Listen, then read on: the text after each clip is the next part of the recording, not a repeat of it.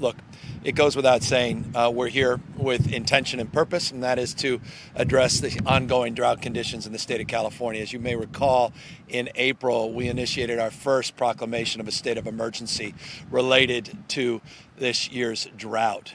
We are now 2 years into a drought, having just come out of a 5-year drought that concluded just a few years ago. Arguably, we have been in drought conditions as far back as 2000, not only here in the state of California, but all throughout the west coast of the United States, some referring to the conditions in the west coast appropriately as a mega drought.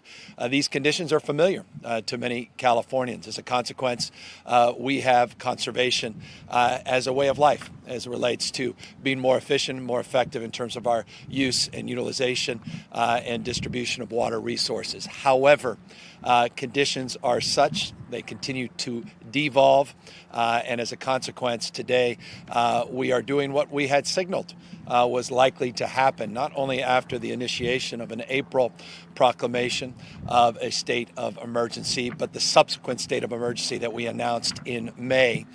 We are back today to sign an additional proclamation of a state of emergency, including an additional 9 counties, total now of 50 of our 58 counties officially are now in a order that allows the ability for local water agencies as well as our state partners to be more efficient and effective in terms of moving to address issues in real time. In essence, clearing away a lot of the hurdles. This fundamental proclamation just simply allows for the capacity to do things that otherwise would be laborious and take time to move more effectively and efficiently to address conditions. There is an additional order. We are also signing today an executive order.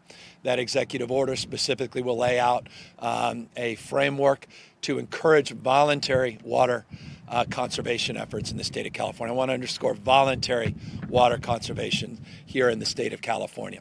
We're hopeful that people will take that mindset that we brought into, people of the state of California will take that mindset they brought into the last drought and extend that forward with a 15% voluntary reduction, not only on residences, but industrial, commercial operations, and agricultural operations.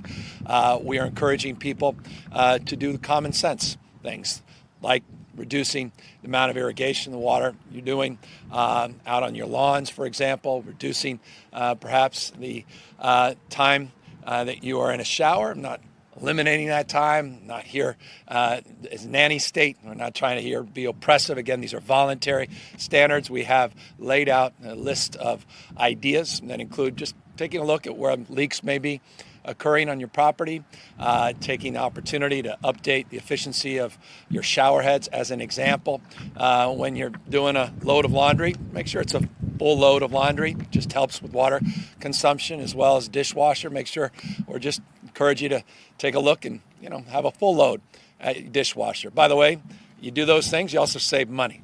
So there's an opportunity to not only save water, help us work through these drought conditions, but voluntarily, this is an opportunity to just remind you the opportunity to save money as well. So that's the 2 orders that we're signing today, proclamation, a state of emergency, and an executive order, which are in front of me. They may be in front of all of you with this wind in a second, so I'm mindful as I sign them.